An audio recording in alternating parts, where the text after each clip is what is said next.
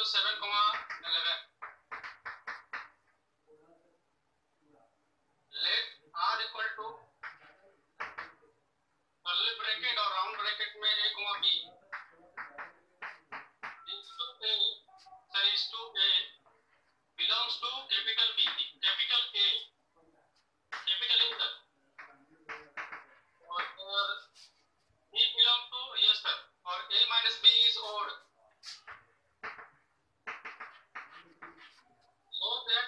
so that R is an empty relation from A to B. R is empty relation.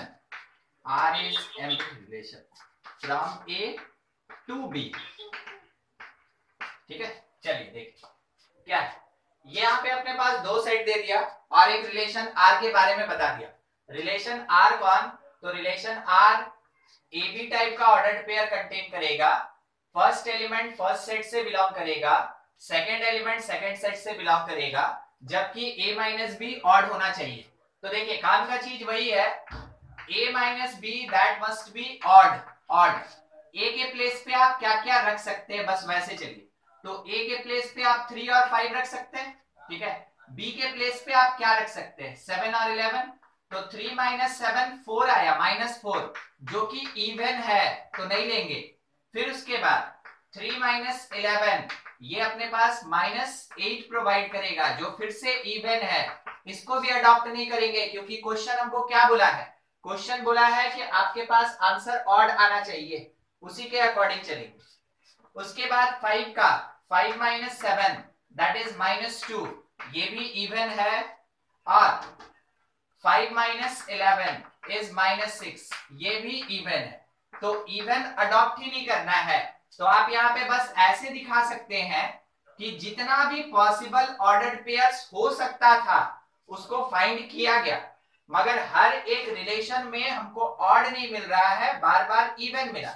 इसका मतलब क्या है ना, आपको सिंपल सा चीज बता दें, odd number minus odd real number, it never be equals to odd number. देखिए किसी भी ऑड में से किसी भी ऑड को सब्ट्रैक्ट कीजिएगा, वो कभी भी आपको इवन नहीं, सॉरी ऑड नहीं देगा, वो हर बार क्या देगा, इवन देगा। ऑड माइनस ऑड हमेशा याद रखिएगा, मैथमेटिक्स का बहुत बेसिक रूल है, ऑड माइनस ऑड हमेशा इवन होता है। तो अगर मेरे पास सारा एलिमेंट ऑड है, सारा एलिमेंट ऑड है, हम कैलकुलेट करके चेक कर लिए, बार बार इवन मिला, कहीं भी ऑड नहीं मिला, इसका मतलब है कि ऑड कंटेनिंग रिलेशन, बस एक लाइन लिख रहे हैं, odd containing relation does not exist. और नहीं एग्जिस्ट करने का मतलब क्या हो गया कि R इज एम्प्टी रिलेशन। या तो आप कर्ली ब्रेस डाल के छोड़ दें, या सिंपल आप यहां पे डिक्लेयर कर दें कि इट इज एम्प्टी रिलेशन। बस यही चीज करना। अमरजीत सेट के क्लास में क्लास किए थे ना उस समय, सेट जब पढ़ा रहे थे? हाँ सेट की क्लास एक दिन छूटा था सर क्लास। अच्छा एक दिन छूटा था ना। चलिए सबको थोड़ा सा ध्यान दीजिएगा। आपको याद है एम्प्टी सेट, जिस दिन एम्प्टी सेट पढ़ा रहे थे, नल सेट, हम आपको ये बोले थे एक ऐसा कंडीशन या एक ऐसा रिलेशन लिख दीजिए जो एग्जिस्ट नहीं करे, जो एग्जिस्ट नहीं करे। अगर वो एग्जिस्ट नहीं किया, इसका मतलब है वो कौन होगा, एम्प्टी सेट होगा, या फिर वॉइड सेट होगा, या नल सेट होगा। बिल्कुल वही चीज यहां भी ट्रू है। अगर मेरे पास एक सेट दिया, दूसरा सेट दिया, एक रिलेशन बनाने बोला और शो करने बोल रहा है कि एम्प्टी रिलेशन होगा, तो ऐसा कंडीशन लिखेंगे, ऐसा कंडीशन लिखेंगे जो कभी भी फुलफिल नहीं होता है। अगर ये कंडीशन कभी भी फुलफिल नहीं होगा, मींस रिलेशन मेरा कैसा है, एम्प्टी रिलेशन। समझ गए ये? Yes sir. ठीक। और क्या होता है, फिर से एक बार, set builder form. Set builder form, ये सेट में बताए थे ना जो कंडीशन में लिखा रहता है, ऐसे ये सेट बिल्डर फॉर्म ही है। ठीक है, मान लीजिए जैसे कि अगर एक सेट ए है, इसको देखिएगा, इसको, ठीक है, एक सेट ए है, x such that x is equals to 2n plus 1, n belongs to natural number n less than 3। तो तो देखिए यहाँ पूरा मैथमेटिकल कंडीशन लिखा हुआ है, हम फुलफिल करके आपको दिखाते हैं। n नेचुरल नंबर होगा, n का वैल्यू 3 से कम होगा, 3 से कम होगा तो 1 और 2 होगा n का वैल्यू, तो उसके अकॉर्डिंग x अगर आप कैलकुलेट कीजिएगा तो n के प्लेस पे 1 पुट कीजिए 3 आया, n के प्लेस पे 2 पुट कीजिए 5 आया, तो आपको वही x का वैल्यू मिला 3 5। देखिए इस सेट को, तो ये जो सेट 3 5 लिखा है ये सेट बिल्डर सॉरी ये रोस्टर फॉर्म है, it is the roster form, और इसी 3 5 का जो एक कंडीशन लिखे हैं ये कहलाता है सेट बिल्डर फॉर्म। ठीक है, ये है सेट बिल्डर फॉर्म। तो सेट बिल्डर फॉर्म सेट का वो फॉर्म होता है, वो रिप्रेजेंट करने का तरीका होता है जिसमें कि हम लोग मैथमेटिकल कंडीशन को यूज करते हैं या फिर मैथमेटिकल स्टेटमेंट को यूज करते हैं। ठीक है, और सर कॉन्सेप्ट से क्वेश्चन, हाँ जतिन पढ़ा जाए क्वेश्चन। सर कॉन्सेप्ट में सर ऐसा क्वेश्चन दिया था ना कि 3 इमेज दिया और इमेज निकालना है, तो वो सर समझ नहीं पा रहा है। एक क्वेश्चन बोलिए ना अगर है तो। एक चीज, अगर आपके पास डाउट का कोई क्वेश्चन है तो उसको पढ़ दीजिए, नहीं तो वो चीज आज भी डिस्कस होगा तो उस समय पूछ लीजिएगा जो नहीं समझ में आया। ठीक है, okay sir, okay sir. Doubt है? मेरा और हाँ बोलिए बोलिए। सर वही आप कराएंगे तो सर डाउट क्लियर हो जाए। ठीक ठीक, और सर मेरा डाउट रिलेशन से ही, बोलिए बोलिए। और द रिलेशन R1 सर, और the relation R1 defined on R। ठीक है, आगे। By the rule A, B belongs to R1 equal to 1 plus AB greater than 0. Prove that A, B belongs to R1 and B, C belongs to R1. This implies that B, C belongs to R1 is not true.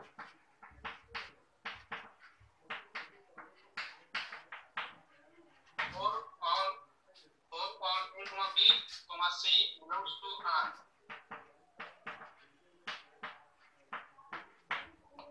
ठीक है, Yes sir. ठीक। देखिए थोड़ा समझ लीजिए, R1 जो है ये रिलेशन है और कैपिटल R जो दिया वो एक्चुअल में रियल नंबर है। जैसे इधर में हम लोग लेके चले थे ना अभी नेचुरल नंबर, वैसे ही यहाँ पे R जो है वो रियल नंबर।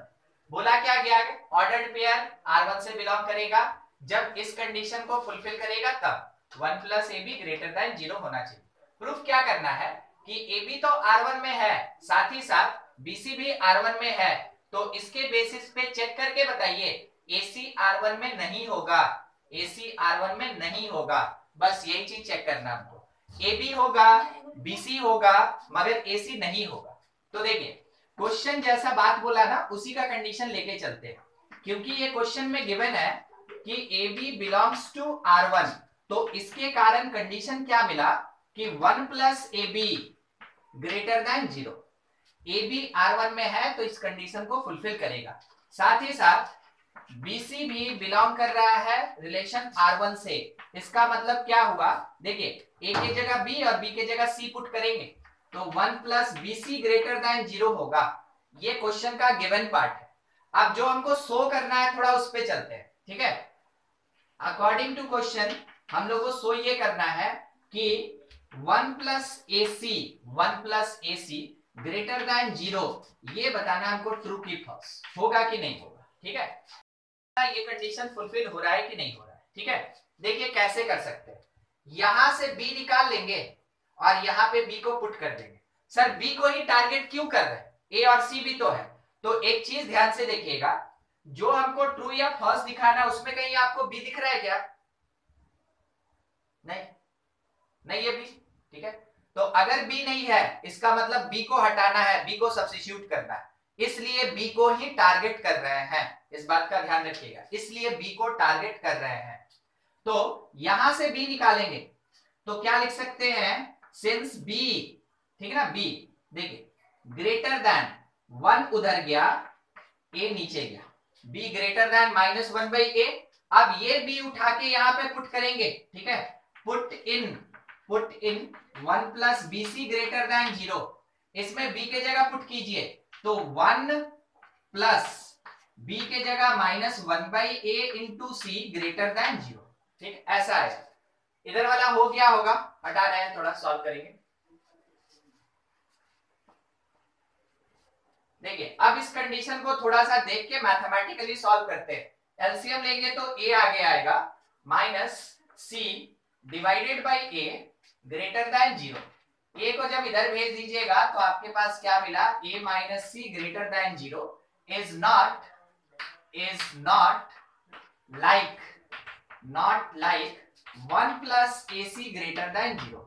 तो इसका मतलब क्या हुआ, therefore 1 plus ac greater than 0 is not exist or not true। ठीक है, और अगर 1 प्लस ac greater than 0 नहीं हुआ, इसका मतलब है a, c does not belongs to relation R1। यही चीज हमको शो करना था। पूरा का पूरा रिलेशन जो है वो थ्योरेटिकल होता है, कंडीशन लगाइए और बाद में डिक्लेरेशन आपको ऐसे स्टेटमेंट लिख के ही बताना पड़ेगा। ठीक है, देखिए क्या किया गया, फिर से एक बार रिपीट करते हैं। ए बी रिलेशन से बिलोंग किया, ये कंडीशन हुआ। बी सी रिलेशन से बिलोंग किया, ये कंडीशन हुआ। अब हमको क्या शो करना है, ए सी में। तो एक जगह से बी कैलकुलेट किए और दूसरे जगह बी के प्लेस पे रख दिए।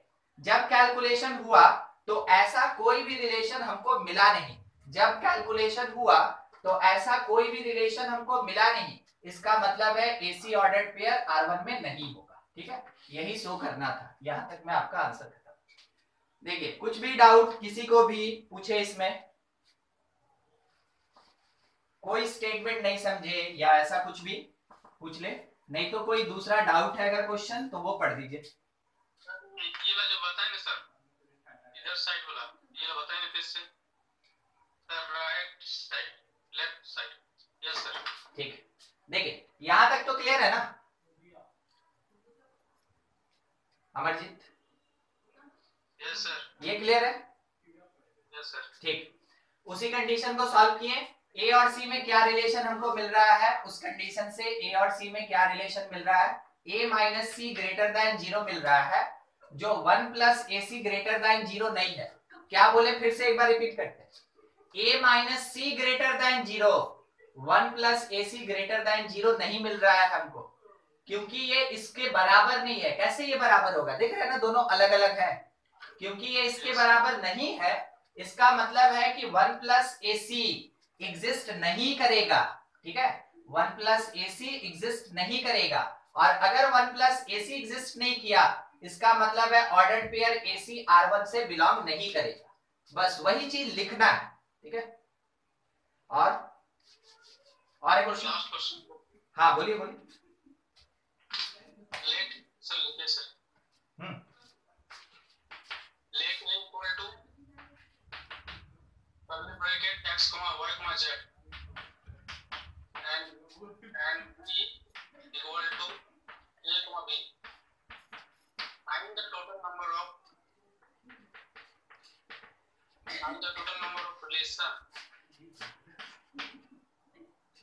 from a to b।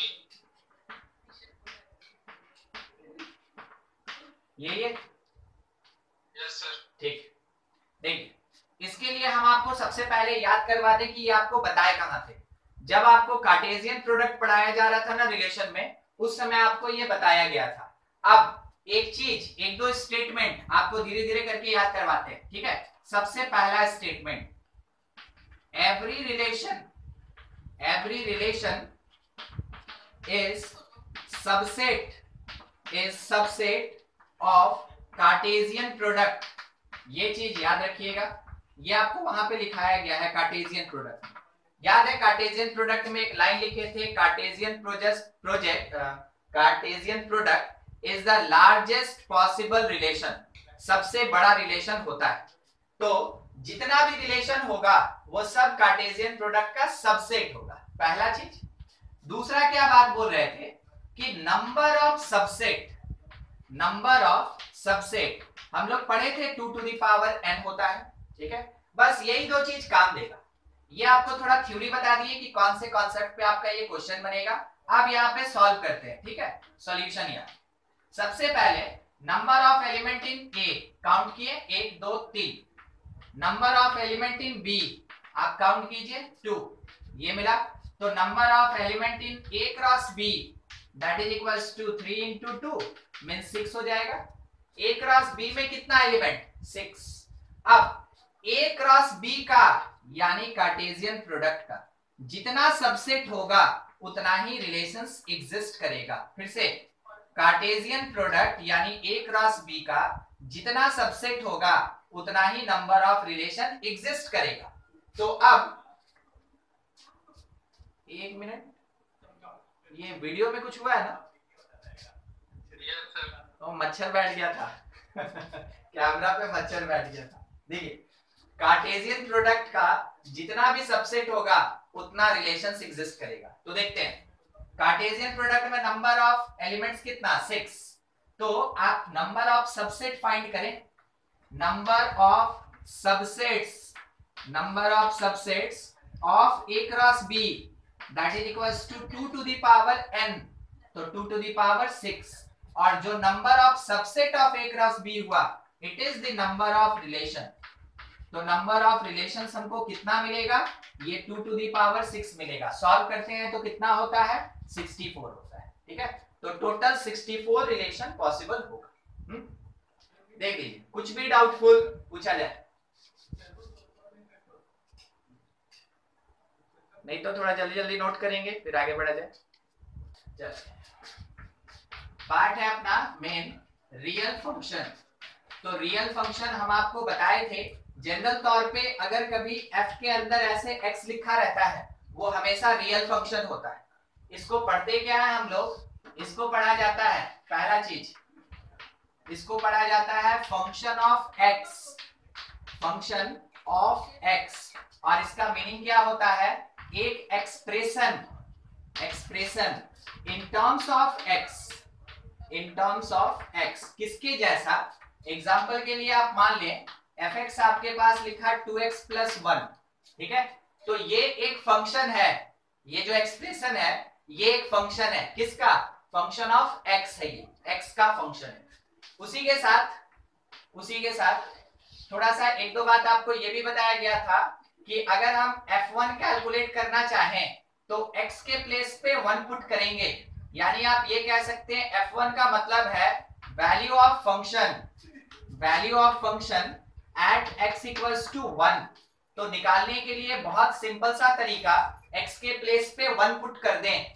तो जैसे x के प्लेस पे 1 पुट कीजिएगा आपको आंसर मिलेगा 3। अब मेरे पास क्योंकि f1 3 है, f1 क्योंकि मेरे पास 3 है तो हम कंक्लूजन क्या दे सकते हैं इसके बेसिस पे कि image of 1 that is equals to 3 और pre image of 3 is equals to 1। मतलब क्या हुआ, मतलब ये हुआ कि यहाँ जो बैठा रहता है ये प्री इमेज होता है जो ब्रैकेट के अंदर होता है, और जिसका वैल्यू फाइंड किए जो इक्वल टू के दूसरे साइड है इसको हम लोग इमेज बोलते हैं, ये इमेज कहलाता है, ठीक है। मान लीजिए कहीं से आपको ये पता चल गया अगर कि f3 का वैल्यू 7 है तो आप बोलेंगे जो प्री इमेज है वो 3 है और जो इमेज है वो 7 है, इमेज है वो 7 है, ठीक है। जो यहाँ होता है वो इमेज होता है, जो ब्रैकेट के अंदर होगा वो प्री इमेज। अब एक और चीज, अगर मेरे पास f5 मान लीजिए 21 है, मान लीजिए, ठीक है, इफ का बात है ऐसा, तो ध्यान से then 5 is equals to f inverse 21 लिखा जाता है, ठीक है। f इनवर्स 21 लिखा जाएगा। फिर से एक बार देख लीजिए, अगर f5 21 है तो 5 जो होगा that is f inverse of 21, ठीक है। इसको क्या पढ़ेंगे हम लोग, it is f inverse of 21, ये पढ़ेंगे हम लोग। अब थोड़ा इसका मीनिंग बताते हैं। देखिए अगर मेरे क्वेश्चन में लिखा f3 इज इक्वल्स टू 8, मान लीजिए ऐसे दिया है, आपको भी पता है कहां से वैल्यू आता है, वैसा फंक्शन लेके चलेंगे आएगा। अभी केवल हम आपको जो सिखा रहे हैं उस पर ध्यान दीजिए। ये दिया है f3 इक्वल्स टू 8, तो इसके बेसिस पे आप प्री इमेज किसको बोलेंगे? 3 को। और इमेज किसको बोलेंगे जतिन? 8 को। बहुत बढ़िया, 8 को। अब थोड़ा इसी चीज को फिर से एक बार, क्या हम 3 is equals to f inverse 8 लिख सकते हैं? बोलिए ट्रू की फॉल्स? ट्रू। एग्जिस्ट करेगा? ट्रू। ठीक है। अब इसके बेसिस पे अगर कोई आपसे बोले कि बोलो प्री इमेज क्या होगा, और आपसे पूछे कि इमेज क्या होगा, आपका आंसर क्या होना चाहिए? सेम आंसर जो ऊपर लिखे हैं बिल्कुल वही होगा। चेंज कहां किए हैं? वैल्यू वही है ना, f3 इक्वल्स टू 8 से डिराइव किए इसको, कुछ चेंज नहीं किए हैं। तो वैसे केस में प्री इमेज मेरा 3 रहेगा और इमेज 8 रहेगा। मीनिंग आपको बस समझाना था। देखिए क्या समझाना था कि f इनवर्स के अंदर जो रहता है, f इनवर्स के अंदर वो हमेशा इमेज होता है, और जो f इनवर्स के इक्वल टू में होगा वो हमेशा प्री इमेज होता है, वो हमेशा प्री इमेज होगा। ठीक है। मान लीजिए क्वेश्चन में आपसे बोला बताओ इमेज और प्री इमेज, बस ऐसा ही है। पहला क्वेश्चन में ये दिया कि f7 इज इक्वल्स टू 19। दूसरा क्वेश्चन ये दिया f inverse 11 is equals to 3। तीसरा क्वेश्चन ये दिया f5 इज इक्वल्स टू 93। ठीक है। चलिए इसमें पहले बताइए हमको प्री इमेज, बोलिए आंसर आप दीजिए, कोशिश कीजिए। 7, प्री इमेज 7। सब कोई ध्यान से एकदम ट्राई कीजिए आंसर देने का। इमेज 19। ठीक है। एफ इनवर्स में आ जाइए, पहले इमेज बताइए। इमेज 11। इमेज ये जो अंदर में होता है, देखिए यहाँ देखिए, ये इमेज कहलाता है एफ इनवर्स के साथ, तो जो अंदर होगा वो इमेज 11, और इसका प्री इमेज तब क्या होगा? 3 होगा। ठीक है। इस जगह पे प्री इमेज कितना? 5, और इमेज कितना? 93। ठीक है। तो आपको बस ये ध्यान रखना है कि मेरे पास जो दिया है वो फंक्शन है या फंक्शन का इनवर्स है। अगर फंक्शन है तो ब्रैकेट के अंदर वाला प्री इमेज होता है और इक्वल टू के बाद वाला इमेज होता है। अगर इनवर्स है तो ब्रैकेट के अंदर वाला इमेज होता है और बाहर वाला प्री इमेज होता है। बस इस चीज का ध्यान रखिएगा। ठीक है। क्योंकि क्वेश्चन इस पे डायरेक्ट देता है। आपके क्वेश्चन में एकदम ऐसे ही लिखा रहेगा, आपके बुक में ऐसे ही लिखा रहेगा, if f inverse 11 is equals to 3, then find pre-image of 11, then find image of 3। तो आपको पता है इमेज ब्रैकेट के अंदर और जो इक्वल टू के दूसरे साइड है वो प्री इमेज होता है। नोट करेंगे इसको। किसी को कुछ भी डाउट है पूछ लीजिए। और इनवर्स ऑफ फंक्शन कैसे फाइंड करते हैं वो अभी नहीं, अभी फाइंड नहीं करना, अभी थ्योरी पे चलना है। ठीक है, वो बाद में पढ़ाएंगे। अब मान लीजिए फंक्शन दे के आपसे ऐसा कुछ पूछे, तब थोड़ा ध्यान से, ये दिया है fx is equals to x minus 3, इस तरीके से दिया। क्वेश्चन क्या पूछा? सबसे पहले find pre image of 3, find pre image of 3, और दूसरा क्वेश्चन पूछा फाइंड इमेज ऑफ 7। ऐसा देख रहे हैं, दो अलग अलग क्वेश्चन है। इस बार हम लोग को इस तरीके का वैल्यूएशन नहीं दिया। इस बार क्या किया? फंक्शन प्रोवाइड किया इन वेरिएबल्स, और उसके बाद क्वेश्चन पूछा गया कि इमेज निकालो और प्री इमेज निकालो। काम कैसे करना है देखिए फिर से।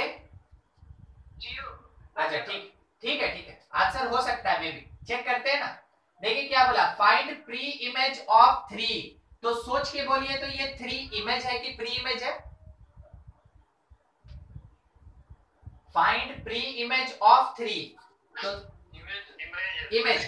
ठीक है, इमेज यहाँ पे मेरे क्वेश्चन में दिया 3, और हम जानते हैं कि इमेज हमेशा इक्वल टू के दूसरे साइड होता है। ये भी क्लियर है। तो इसका मतलब हुआ कि ये भी इमेज और ये भी इमेज इक्वल टू के दूसरे साइड, और ये प्रोवाइडेड इमेज, दोनों तो एक ही बात हुआ ना। इसका मतलब है इमेज इमेज के बराबर, तो ऐसा होगा। बन गया इक्वेशन 3 = x - 3। वहां से फाइंड कीजिए x का वैल्यू। x का वैल्यू कितना आएगा? 6 आएगा। ठीक है, तो x = 6 is the pre-image of 3। x = 6 is pre-image of 3। ठीक है, चलिए अगले वाले में थोड़ा हिंट कीजिएगा। ये 7 क्या है? 7 प्री इमेज। बहुत बढ़िया, ये 7 प्री इमेज है। Pre image that is equals to 7। अब हम लोग से डिमांड किया गया कि इमेज निकालो। इमेज का मतलब फंक्शन का वैल्यू कि एक्स का वैल्यू? नहीं, इमेज बोला ना, फाइंड इमेज। स्टेटमेंट क्लियर रखिएगा। हमसे डिमांड किस चीज का कर रहा है और हमको गिवन क्या है? प्री इमेज गिवन है, मींस x गिवन है। प्री इमेज गिवन है मींस x गिवन है। डिमांड क्या है? क्या मांग रहा है? इमेज फाइंड करो। इमेज फाइंड करो मतलब फंक्शन का वैल्यू क्या होगा वो फाइंड करो। तो इसका मीनिंग ये हुआ find value of function, find value of function at x = 7, at x = 7। इसका मतलब है कि सिंपल हमको f7 फाइंड करना है, और f7 का मतलब x के प्लेस पे 7 पुट कर दीजिए, तो 7 - 3 कुल मिला के कितना आएगा? 4। Final declaration 4 is image, 4 is image of 7। ठीक है, देख लीजिए, किसी को कुछ भी डाउटफुल है, कहीं कोई कंफ्यूजन अगर हुआ है पूछ लें, डिस्कस कर लिया जाएगा। और अगर नहीं है तो ये क्वेश्चन आपके लिए बस वही इमेज प्री इमेज ऐसा ही कुछ निकालना है। फंक्शन दिया है fx that is equals to 7 - 2x, 7 - 2x। पहला question find pre image of 1। दूसरा क्वेश्चन फाइंड इमेज ऑफ 3। ठीक है, चलिए सॉल्व कीजिए, आंसर दीजिए क्या आ रहा है। और किसी को कोई कंफ्यूजन है तो पूछ भी लीजिए। आंसर? हाँ sir, pre image 3। Yes sir, pre image 3 आया। 3 आया। ठीक है, ठीक है सब। और ये 1 आया। चलिए ठीक है। क्या आपको नहीं लग रहा इंटरचेंज हो गया? देखिए 4 आएगा। नहीं, क्या आपको ऐसा नहीं लग रहा है ये इंटरचेंज कर गया? ठीक है, चलिए बनाया जाए। हाँ, अगर किसी को दिक्कत हुआ है ना तो बनाते हैं, बाकी लोग अपना आंसर मैच कर लेंगे। Find pre image of 1। ठीक है, इसका मीनिंग, एक नंबर का meaning, find x when 7 - 2x, 7 - 2x is equals to 1। Find pre image of 1, इसका मतलब 1 यहाँ पे इमेज है, 1 इमेज है तो वो 7 - 2x के बराबर होगा। तो x का वैल्यू निकालिए इस इक्वेशन को सॉल्व करके। फर्स्ट वाले स्टेटमेंट का यही मीनिंग है। सॉल्व करेंगे 2x उधर जाएगा, 1 इधर आएगा, तो 6 = 2x। कुल मिला के x की जगह पे हमको 3 मिल गया वैल्यू। हो गया। दूसरे क्वेश्चन फाइंड इमेज ऑफ 3। तो अगर 3 का इमेज ही निकालना है, इसका मतलब है कि 3 कौन है? Pre image. तो पुट x = 3। सेकंड क्वेश्चन में पुट x = 3। फाइंड क्या करें? f3। तो अपने फंक्शन में, फंक्शन जो दिया, x के जगह 3 पुट कीजिए, x के जगह 3, 7 - 2 × 3, कुल मिला के सॉल्व कीजिए, बना जाएगा। ठीक है, दोनों आंसर आपका करेक्ट। बहुत बढ़िया।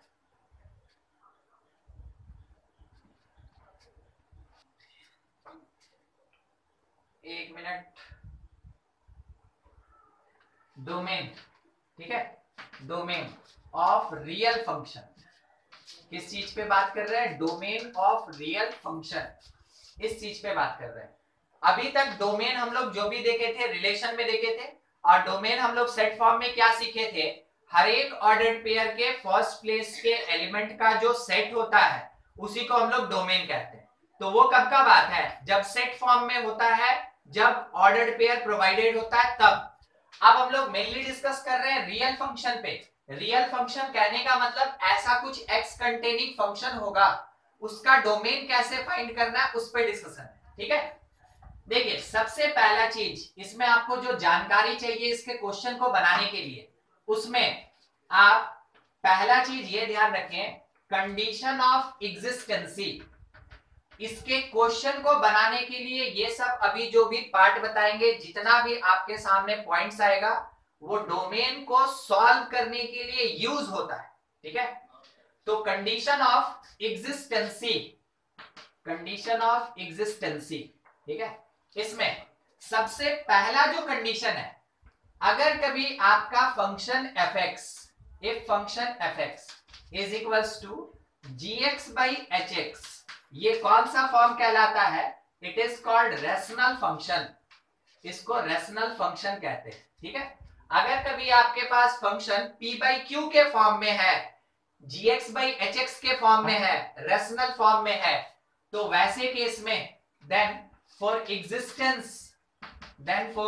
Existence of function fx, denominator should not equal to 0।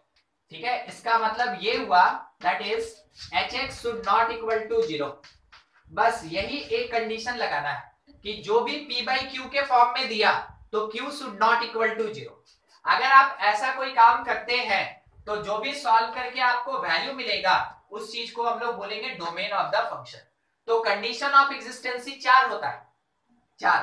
ठीक है, और उसमें से ये पहला है, उसमें से ये फर्स्ट है। आपको सेकंड नंबर बताते हैं, फिर उसके बाद सबको सॉल्व करके दिखाएंगे। ठीक है, सेकंड है अपने पास कि अगर function fx, if function fx is equals to root under gx, तो रूट अंडर gx का मतलब क्या होता है? ये gx कंटेन करेगा कैसा पावर? 1/2। ठीक है, 1/2, 1/2 मतलब इवन रूट, 1/2 मतलब इवन रूट। तो जब कभी भी इवन रूट का केस होगा, वैसे केस में then for existence of function fx, जो भी रूट के अंदर का टर्म है gx should be greater than equal to 0। जो भी रूट के अंदर का टर्म है वो ग्रेटर देन इक्वल टू 0 होना चाहिए। ये कंडीशन बहुत क्वेश्चंस बनवाएगा। अभी केवल आपके सामने थ्योरी चल रहा है जिसके बेसिस पे आगे चल के सॉल्व करेंगे हम। थर्ड कंडीशन, अगर आपके पास फंक्शन fx कभी भी लॉग कंटेन करता है, इस वर्ड से तो आप फैमिलियर हो ही गए हैं, फिजिक्स में ऑलरेडी आप देख चुके हैं इसको। ठीक है, लॉग, मगर इसका प्रॉपर्टी हम बढ़ाएंगे, यहाँ पे प्रॉपर्टी पढ़ाएंगे, टेबल कैसे देखा जाता है, ये सारा चीज मैथमेटिक्स में बताया जाएगा। लॉग अकेला 2 क्लास लेता है। ठीक है, लॉग इतना छोटा नहीं है, वो 2 क्लास लेगा मैथमेटिक्स में सॉल्व करने के लिए, अलग से पढ़ेंगे, इसी फंक्शन में ही पढ़ेंगे। अगर कोई फंक्शन लॉग लिख के आता है और इसके यहाँ पे, ठीक है, सफिक्स में, बेस में अगर कुछ लिखा है gx और यहाँ पे इसके वैल्यू में अगर लिखा है hx, ठीक है, किसके जैसा? इसके जैसा, लॉग यहाँ बेस 3a, तो ये बेस हुआ और ये वैल्यू हुआ, बेस वैल्यू। तो वैसे ही 2 बात कर रहे हैं, gx और hx। ठीक है, तो कंडीशन क्या बनता है इसका? सबसे पहला कि जो बेस फंक्शन gx होगा शुड बी ग्रेटर देन 0। दूसरा कंडीशन इसमें बनता है जो बेस फंक्शन gx होगा should not equals to -1, not equals to 1। और थर्ड कंडीशन ये बनता है कि hx जो है शुड बी ग्रेटर देन 0। ठीक है, हर चीज आपको क्वेश्चन के साथ दिखाया जाएगा, मगर एक जगह ये होना चाहिए कि जिस दिन थ्योरी रिवाइज करना हो सब एक ही जगह पढ़े। अदरवाइज एक पॉइंट दिखाते आपको 5-6 क्वेश्चन करवाते, फिर एक पॉइंट दिखाते 5-6 क्वेश्चन कराते, तो क्वेश्चन मिक्स नहीं हो पाता है, मतलब कि 2 कॉन्सेप्ट पे क्वेश्चन नहीं करवा पाते। इसलिए आपको सारा चीज, सारा कंडीशन एक साथ बता रहे हैं। इसको समझने में कहीं दिक्कत होगा आप पूछिएगा, क्वेश्चन अभी बाकी है, हम लोग सॉल्व करेंगे। ठीक है, चलिए इतना हुआ। बोलिए नहीं, ग्रेटर देन इक्वल्स टू 0। ठीक है, बी नंबर कंडीशन एक बार फिर समझा दिए तो। देखिए, अगर कभी स्क्वायर रूट के अंदर कोई भी फंक्शन लिखा है, अगर कभी 1/2 पावर के अंदर कोई भी फंक्शन लिखा है, तो फंक्शन एफ एक्स तभी एग्जिस्ट करेगा जब रूट के अंदर वाला function greater than equal to 0 होगा, यानी वो पॉजिटिव होना चाहिए, वो पॉजिटिव होना चाहिए। ठीक है, हम आपको क्वेश्चन दिखाएंगे, अभी जो लिखे हैं वो समझे। डी नंबर कंडीशन देखिए क्या है। अगर कोई फंक्शन एफ एक्स, अगर कोई एक function f x sine inverse x है या फिर कॉस इनवर्स एक्स है, ये होता है इनवर्स ट्रिग्नोमेट्रिकल फंक्शन, बिल्कुल बताएंगे, फंक्शन में ही आएगा। ठीक है, बस रुकना है, समझना है क्या है inverse trigonometrical function called ITF, inverse trigonometrical function. अगर फंक्शन ऐसा दिया तो वैसे केस में then for existence of function f x, existence of function f x, ये जो x है, ये जो x है यानी साइन इनवर्स के अंदर वाला term should be greater than equals to -1 but less than equals to 1, ये होना चाहिए, चाहे साइन इनवर्स का हो या कॉस इनवर्स का हो। अगर कभी ऐसा हुआ तो -1 से 1 के बीच होना चाहिए। इसका मतलब एक और है, इसी का एक और मतलब है, अगर फंक्शन fx साइन इनवर्स और ब्रैकेट में gx है तो बोलिए तो gx कहां से कहां तक लाई करेगा, means greater than equals to कितना -1, ठीक है, और लेस देन इक्वल्स टू कितना 1।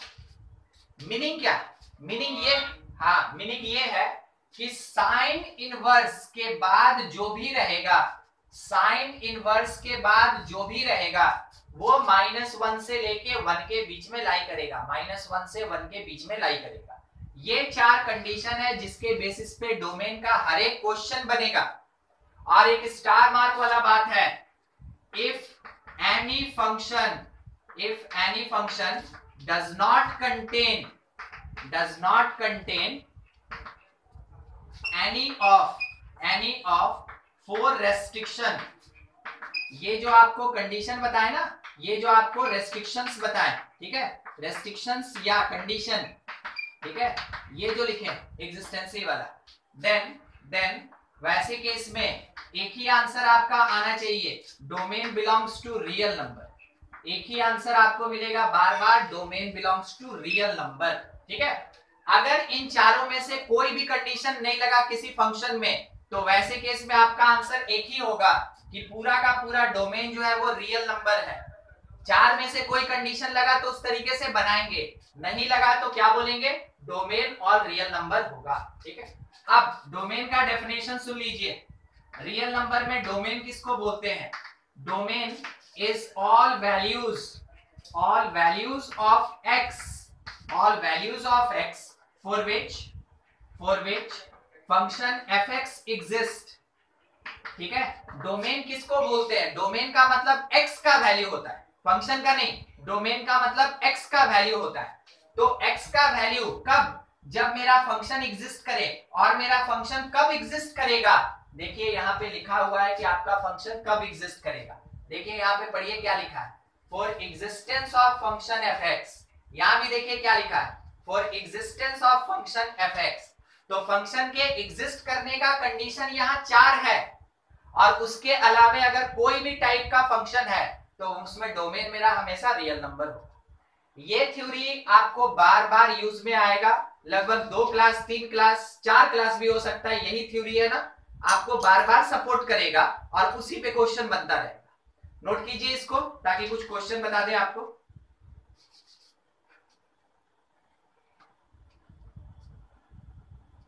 आप लोग नंबर सिस्टम में इंटरवल पढ़े हैं क्या 10 क्लास में? इसको क्लोज इंटरवल बोलते हैं, इसको ओपन इंटरवल बोलते हैं, ऐसा कुछ पढ़े हैं? No sir. ठीक है, अब इसलिए पूछ लिए ना कि अगर पढ़े होते तो हम नहीं बताते, और नहीं पढ़े हैं तो हमको बताना पड़ेगा, उसके बिना क्वेश्चन नहीं बनेगा। ठीक है, नोट कीजिए, नोट कीजिए।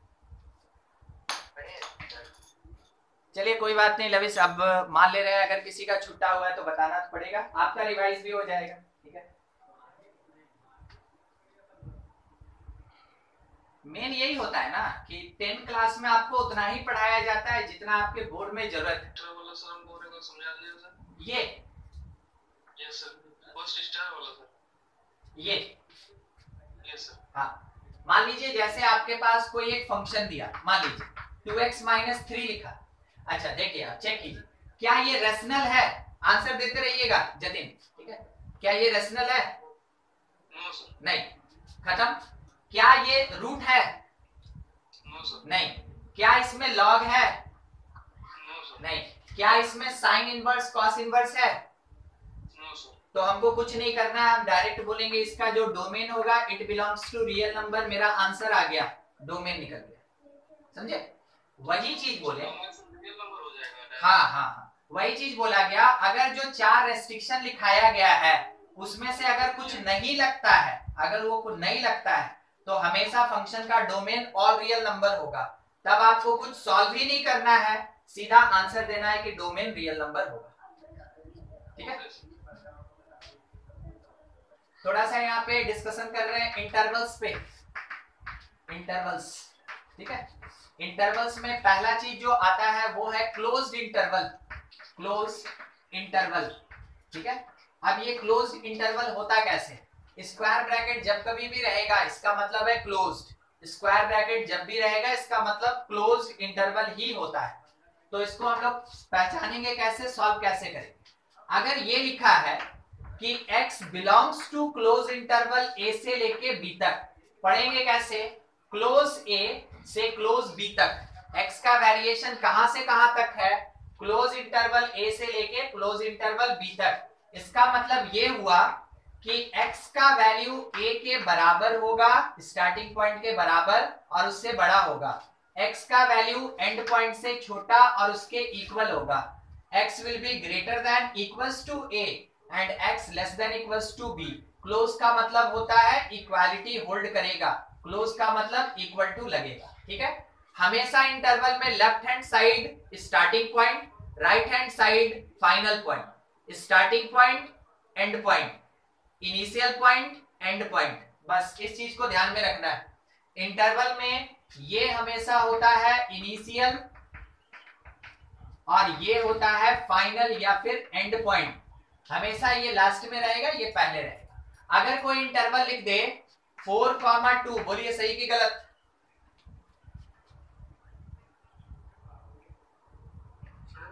गलत।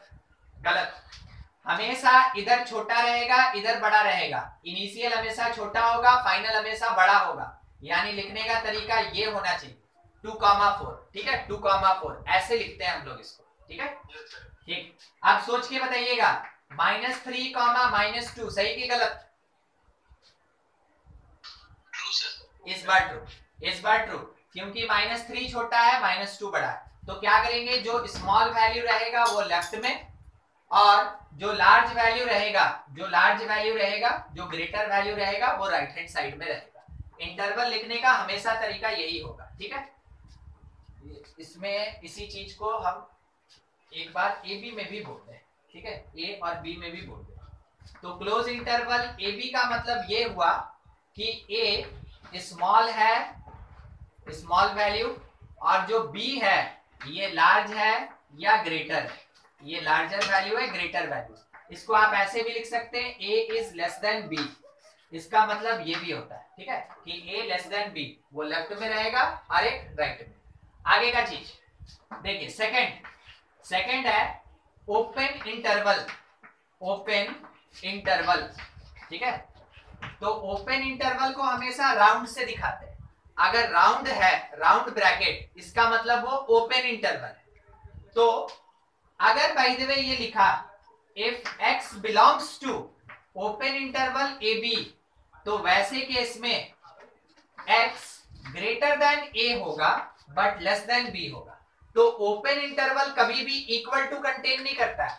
आप डिफरेंस समझें, जहां इक्वल टू है वहां क्लोज होगा, जहां इक्वल टू नहीं है वहां ओपन होगा, जहां इक्वल टू नहीं है वहां पे ओपन होगा। इस चीज को ध्यान में रखिएगा। अच्छा, ये स्मॉल और लार्ज वैल्यू ये चीज है ना, मायने नहीं रखता। ये यहाँ पे वही है, स्मॉल है और ये यहाँ पे लार्ज है, बस वही चीज लिखा हुआ है। ठीक है? इक्वल टू नहीं होगा। थर्ड जो है ये सेमी क्लोज्ड, ठीक है, और सेमी ओपन। सेमी ओपन, तो जहां पे क्लोज बोला, पहले नाम आया क्लोज का, तो पहले पॉइंट के साथ स्क्वायर लगेगा, दूसरा नाम आया ओपन का तो उसके साथ हमेशा राउंड लगेगा। इसका मतलब है कि x बिलोंग्स टू क्लोज ए से लेके ओपन बी, तो उसमें ये ब्रैकेट, सेमी ओपन तो उसमें ये राउंड ब्रैकेट, ठीक है। तो लिखेंगे कैसे कि x greater than equal to, close है तो इक्वल टू a, और क्योंकि यहाँ पे इक्वल टू नहीं होगा, क्लोज नहीं है तो इक्वल टू नहीं होगा, तो सिंपल लेस देन s। देख रहे हैं, ओपन है इक्वल टू नहीं होगा, क्लोज है इक्वल टू होगा, बस इतना ही चीज ध्यान में रखिएगा, ठीक है। अच्छा, एक और है पार्ट, यहीं पे हम मेंशन कर दे रहे हैं। 4 नंबर अगर x बिलोंग्स टू ओपन ए से क्लोज बी, सोच के बोलिए, x greater than a less than b, कहां इक्वल टू लगेगा, a में कि b में? b में लगेगा सर, b में, क्योंकि यहाँ पे ये क्लोज है तो b के साथ कौन सा इक्वल टू साइन लगेगा। इक्वल टू मतलब उसको ले भी सकते हैं और उसके आगे भी ले सकते हैं, ठीक है, और इक्वल टू नहीं है इसका मतलब उसको छोड़ना पड़ेगा। अब यही इंटरवल का जो नोटेशन है ये आपको नंबर लाइन पे दिखाते हैं। नहीं, 4 तक हो गया वहां। नेक्स्ट है real number line. Real number line तो आप कह सकते हैं it is a straight line which contain all real numbers, ठीक है। It contain all real numbers, सारे रियल नंबर को ये कंटेन करेगा। बीच में 0, ठीक है, इधर मान लीजिए 1 है, 2 है, 3 है, ऐसे बढ़, इधर साइड में मेरे पास -1 है, -2 है, -3 है, इस तरीके से। तो जब हम 0 से लेफ्ट की तरफ आएंगे या कभी भी लेफ्ट आएंगे, लेफ्ट डायरेक्शन मतलब वैल्यू डिक्रीज कर रहा है, वैल्यू कम हो रहा है। अगर ये कभी राइट जाएगा, राइट साइड, इसका मतलब है कि वैल्यू इंक्रीज कर रहा है, ठीक है। मतलब क्या हुआ ना, एग्जांपल समझाते हैं आपको। अगर बोला x ग्रेटर देन 4, पढ़ सकते हैं x greater then 4, number line पे रखें, जो दिख रहा है बस उसी को मार्क करेंगे 4, ठीक है। और बोल रहा है कि 4 से ज्यादा, तो ज्यादा है मतलब राइट जाएंगे कि लेफ्ट आएंगे? सर राइट जाएंगे सर। हाँ, ठीक है, किधर साइड में? Right side. अब क्या है वो चीज देखिए, यहाँ इक्वल टू नहीं है, ठीक है, यहाँ इक्वल टू नहीं है। अगर इक्वल टू नहीं है तो पॉइंट को ऐसे हॉलो दिखाया जाता है सर्कल बना के, ठीक है। क्या लिख रहे हैं? In case of open interval, या तो ग्रेटर का होगा या लेस का होगा। आप कह सकते हैं पॉइंट कंटेन सर्कल, ठीक है, सर्कल और होल। पॉइंट अपने जगह पे या तो एक सर्कल कंटेन करेगा या होल कंटेन करेगा। तो जब कभी भी ऐसे रिप्रेजेंट किया गया होल बना के या सर्कल बना के, मतलब वहां इंटरवल लगेगा, तो कौन सा इंटरवल लगेगा? ओपन इंटरवल लगेगा, ठीक है, वहां ओपन इंटरवल लगेगा। आगे और देखिए, ये सब हो गया ना, चलिए देखते जाइए। नेक्स्ट एक और एग्जांपल इसी में, अगर ये बोला गया x is less than equals to 6, number line लेंगे और उसके ऊपर 6 को दिखाएंगे किसी जगह पे, किसी भी जगह पे 6 को दिखाएंगे। 6 जैसे आया, क्योंकि इक्वल टू कंटेन कर रहा है तो ये सॉलिड होगा, ये हॉलो नहीं होगा, ये सॉलिड होगा, हॉलो नहीं होगा। अब लेस देन इक्वल्स टू 6 मतलब किधर? लेफ्ट की राइट?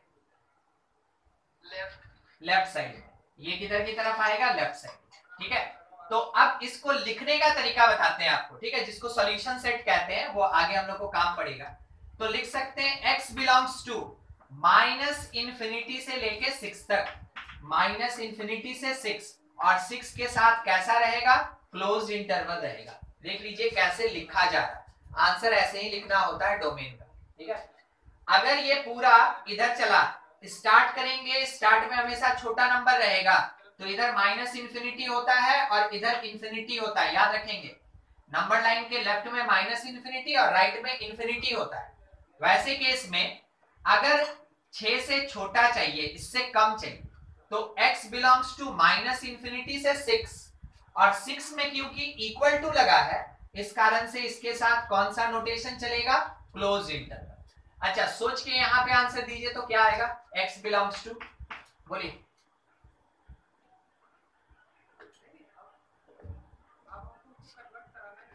4 से इंफिनिटी जा रहा है, पहले कंफर्म कीजिए यहाँ के 4 से इंफिनिटी जा रहे हैं, 4 से इंफिनिटी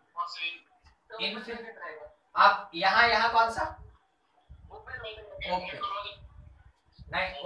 ओपन 4 में ओपन।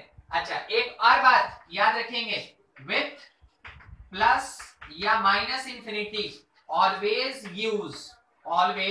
यूज ओपन इंटरवल, इसके साथ हमेशा ओपन इंटरवल ही यूज किया जाता है। ठीक है, काफी बड़ा कॉन्सेप्ट है 11th क्लास में डोमेन, 11 क्या पूरे फंक्शन में डोमेन का काफी बड़ा कॉन्सेप्ट है।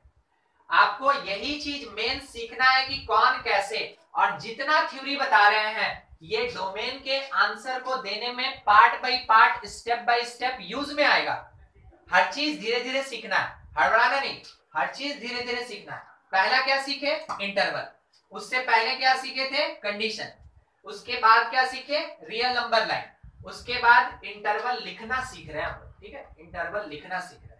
अब थोड़ा इसको नोट कर लीजिए, उसके बाद थोड़ा और डिस्कशन है। देखिए अगर मेरे पास ऐसा दिया रिप्रेजेंट ऑन नंबर लाइन, ये नंबर लाइन पे हमको रिप्रेजेंट करना है, x बिलोंग्स टू क्लोज 4 से लेके ओपन 7 तक, क्लोज 4 से ओपन 7, हम इसको नंबर लाइन खींचेंगे, real number line, minus infinity से इंफिनिटी होगा, दो नंबर दिखाना है, एक 4 और एक 7। बोलिए किसके साथ रहेगा, हॉलो, और किस पे रहेगा, सॉलिड। सॉलिड रहेगा 4 के साथ, और से हॉलो रहेगा 7 के साथ, 7 के साथ हॉलो रहेगा। यहाँ पे एक हॉलो रहेगा क्योंकि ओपन इंटरवल है, और यहाँ पे एक सॉलिड रहेगा। अब इस इंटरवल को हाईलाइट कैसे करेंगे, ऐसे बस दिखा देना आपको कि वो 4 से लेके 7 तक का बात हो रहा है। लिखेंगे कैसे, x greater than equals to 4 but less than 7। देख लीजिए कैसे लिखा गया, एक जगह क्लोज है एक जगह ओपन, इस तरीके से लिखा जाएगा। ठीक है, अब इसी में थोड़ा इंटरवल को यूज करके जितना देखे हैं थोड़ा आंसर देने का कोशिश करते हैं। क्वेश्चन ऐसा है, किसके बेसिस पे, फॉर रेशनल फंक्शन, ध्यान रखिएगा, फॉर रेशनल फंक्शन, आपको कुछ क्वेश्चंस दिखा दें कैसे बनाना है। For rational function, calculation of domain, इसमें इतना ही जरूरत पड़ता है, इतना काम कर लेते हैं। देखिए क्या करेंगे, अगर मेरे पास fx दिया है gx बाई hx जो पढ़ चुके हैं, ठीक है, तो हमको क्या लगाना है कि hx should not equal to 0, denominator 0 नहीं होना चाहिए, कुछ भी हो जाए बस 0 नहीं होना चाहिए। ठीक है, इसी पे क्वेश्चन पहला एग्जाम्पल, अगर फंक्शन fx दिया है 2x minus 3 by 4 minus x, और बोला गया कैलकुलेट डोमेन कैलकुलेट करके दीजिए क्या होगा। सबसे पहला चीज ये देखेंगे कि डिनोमिनेटर में x का टर्म है कि नहीं, तो डिनोमिनेटर में x है। ठीक है, अगर डिनोमिनेटर में x का टर्म है तो वैसे केस में ये हमेशा रेशनल होता है। तो आप लिख सकते हैं फॉर एग्जिस्टेंस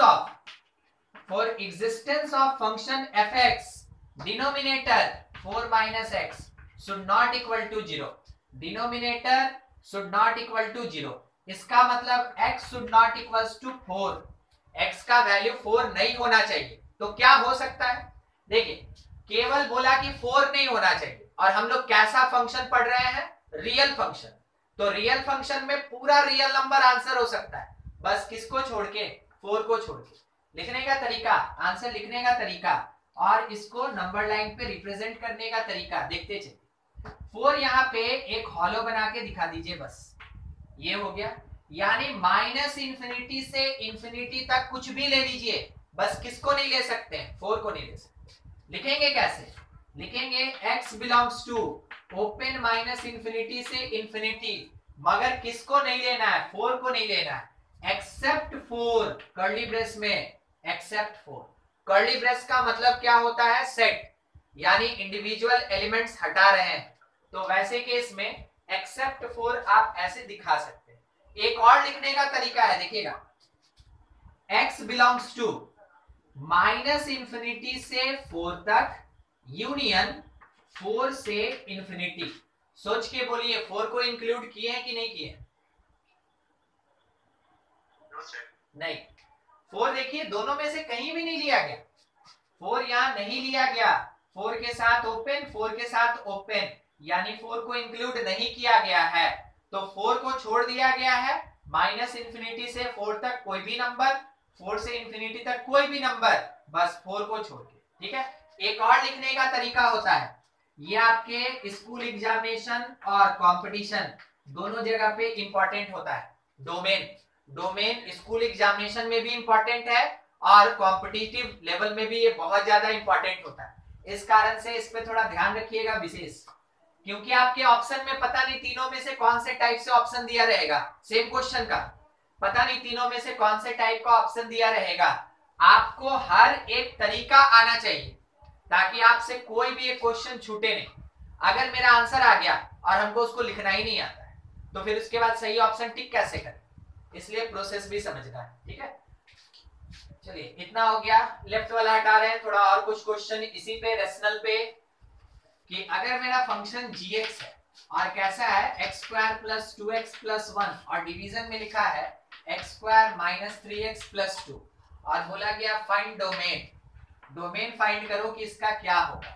तो हम लोग फिर से देखें इसमें p बाई क्यू, अगर p बाई क्यू है इसका मतलब आप बोल सकते हैं ये एक रेशनल फंक्शन है, ये एक रेशनल फंक्शन है।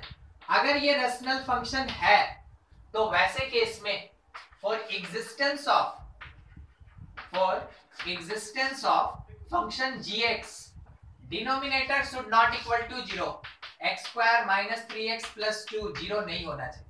क्वाड्रेटिक है तो हमको आता है कि हाँ इसको हमको रूट्स कैलकुलेट करना होगा, स्प्लिट करके x square minus 2x minus x plus 2, ठीक है, नॉट इक्वल टू 0। यहां से आप लिख सकते हैं x माइनस 2,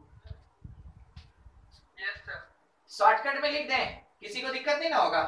अगर होगा तो पूछ लीजिए, ठीक है, अगर होगा तो पूछ लीजिएगा ऐसे, ठीक है, ये आ जाएगा, आप सॉल्व कर लेंगे। इतना आया तो x क्या क्या नहीं हो सकता है, 1 और 2 नहीं हो सकता है, x 1 और 2 नहीं हो सकता है। ठीक है, आंसर कैसे लिखेंगे?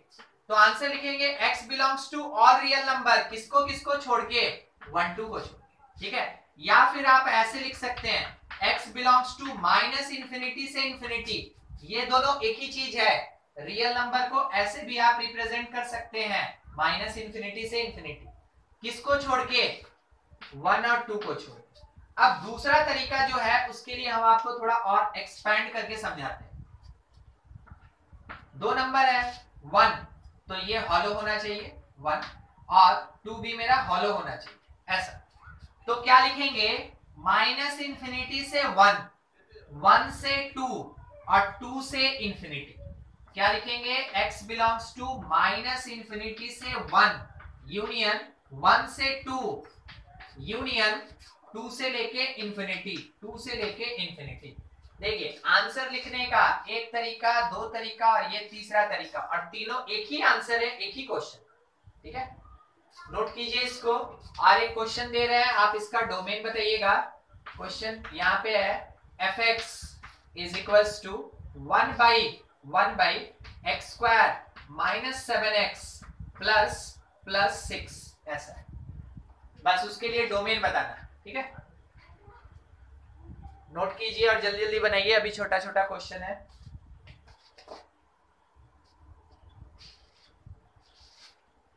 x is not equal to 6 1 5 by 2 1 6 और 1 आएगा ना, 6 और 1। yes sir हाँ, तो x belongs to all real number, बस 1 और 6 को छोड़ के, सही है, डोमेन, ये डोमेन हो जाएगा।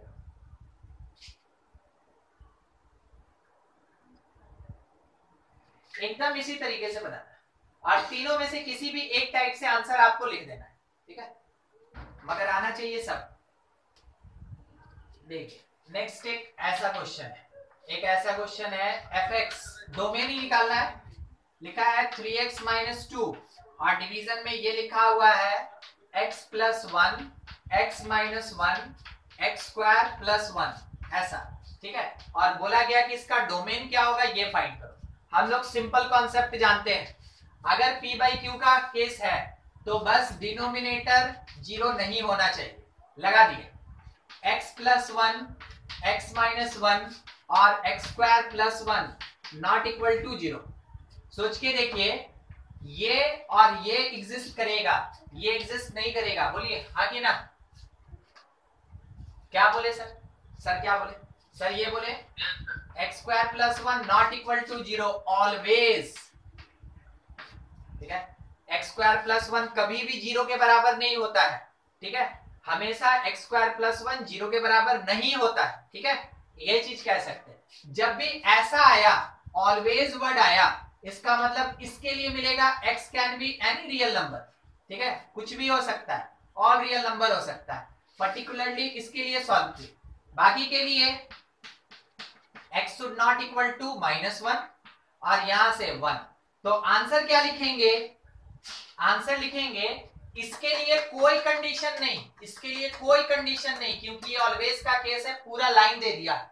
मगर इसके और इसके लिए है ना, अपने पास दो केस आएगा कि x -1 और 1 नहीं होना चाहिए। तो -1 और 1 पे हॉलो रखेंगे, -1 पे हॉलो और 1 पे हॉलो रखेंगे। आंसर क्या लिखेंगे? Domain x belongs to all real number, बस -1 और 1 को छोड़ के, ठीक है। अगर इंटरवल में लिखें तो जतिन आंसर दीजिए, क्या लिखें?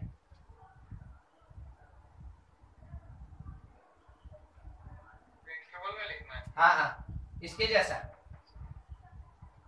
सर इनफिनिटी -इनफिनिटी टू -1 इन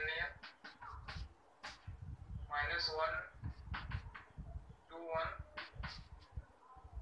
और यूनियन 1 to इनफिनिटी। चलिए ठीक है, देखिए यही चीज बस चेक कर रहे थे, आप समझे कि नहीं उस बात को। अब क्लियर हो गया ना? तो ऐसे भी लिख सकते हैं, ठीक है।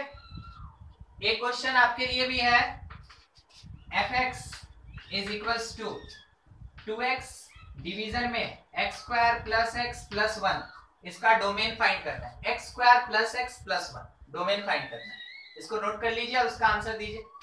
नीचे क्वेश्चन में लिखा हुआ क्या है? 3x square. नहीं नहीं, सिंपल x स्क्वायर है, x square, simple x square है, ठीक है। दिखा रहे x square plus x plus 1 is a quadratic with discriminant less than 0। इसका डिस्क्रिमिनेंट लेस देन 0 है। डिस्क्रिमिनेंट याद है b स्क्वायर माइनस 4ac, बस। अगर डिस्क्रिमिनेंट लेस देन 0 हो जाएगा, देयरफॉर नो रियल रूट बोलते हैं, ठीक ना, नो रियल रूट पॉसिबल, कोई रियल रूट होगा ही नहीं, no real root possible. Therefore इसका मतलब ये हुआ x square plus x plus 1 never be equal to 0, never be equal to 0 for all x belongs to real number. आप x कोई भी रियल नंबर ले लें, ये क्वाड्रेटिक कभी भी 0 नहीं होगा। तो आंसर मेरा यही मिल गया। देयरफॉर जो डोमेन होगा, जो x होगा, it belongs to real number, यानी -इनफिनिटी से इनफिनिटी तक कुछ भी हो सकता है, ठीक है। अब इस चीज को ध्यान में रखिएगा, इफ एनी क्वाड्रेटिक, ठीक है, if any quadratic contain negative discriminant,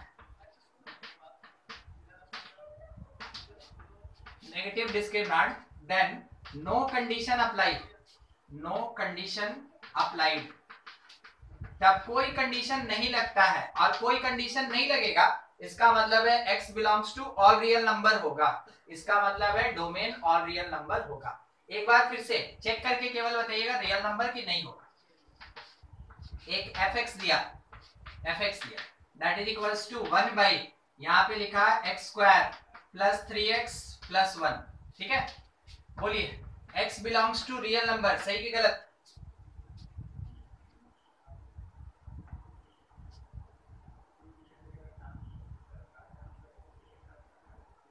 मतलब ये पूछ रहे हैं इसका रूट होगा कि नहीं होगा? गलत है, रूट नहीं होगा सर। ठीक है, देखते हैं, है ना। यहाँ पे d जो है ये ग्रेटर देन 0 है, सही है। यस सर 5 है। हाँ, क्योंकि d निकालते हैं हम लोग b स्क्वायर माइनस 4ac से। b किसको बोलते हैं? x का कोफिशिएंट। a कौन है? x स्क्वायर का कोफिशिएंट। c कौन है? कांस्टेंट। तो जब आप कैलकुलेट कीजिएगा तो 9 माइनस 4 आएगा, यानी 5 आएगा, और 5 ग्रेटर देन 0 है। इसका मतलब है x does not belongs to real number, मतलब कुछ आंसर देगा, कुछ आंसर देगा। अगर आंसर देगा तो रूट्स निकाले, तो मिडिल स्प्लिट तो होगा नहीं, तो x is equals to minus b plus और माइनस रूट डी और बाई 2a। आंसर क्या होगा? जो डोमेन है, जो डोमेन है, ठीक है, डोमेन यानी x belongs to all real number, बस किसको किसको छोड़ के, -3 minus root 5 by 2, minus minus लिए, ठीक है, और माइनस प्लस लेंगे, -3 प्लस रूट 5 बाई 2, इन दोनों नंबर को छोड़ के कोई भी रियल नंबर ले लीजिए, वो डोमेन हो जाएगा। तो आपको ऐसे ही चेक करना है। अगर बाय द वे मेरे पास कोई फंक्शन इस तरीके का हो जाए इस बार पे, ठीक है ना, इस बार फिर से एक फंक्शन gx दिया, और gx क्या दिया? 2x स्क्वायर प्लस 1, और डिवीजन में लिखा 3x स्क्वायर प्लस 1। बोलिए x belongs to real number, सही कि गलत?